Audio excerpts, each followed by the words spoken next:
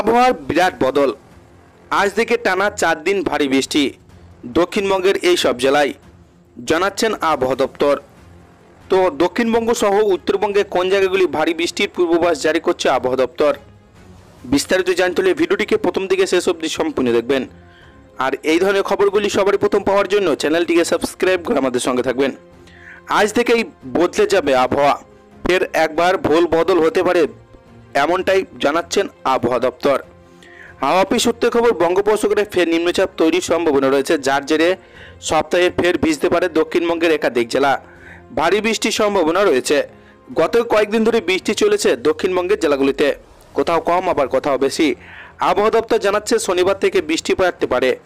আজ বর্ষণের সম্ভাবনা রয়েছে একাধিক জেলায়, যদি দক্ষিণবঙ্গে কোথাও ভারী বৃষ্টির সম্ভাবনা নেই।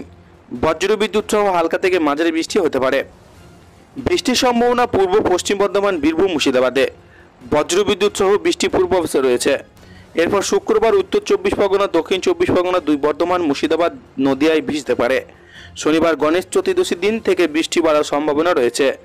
কলকাতা সহ দক্ষিণবঙ্গে বাড়বে বৃষ্টি। আবহাওয়া দপ্তর জানিয়েছে নতুন করে নিম্নচাপের আশঙ্কা রয়েছে বঙ্গোপসাগরে, যার জেরে বৃষ্টি বাড়তে পারে দক্ষিণবঙ্গের উপকূল সংলগ্ন জেলাগুলিতে।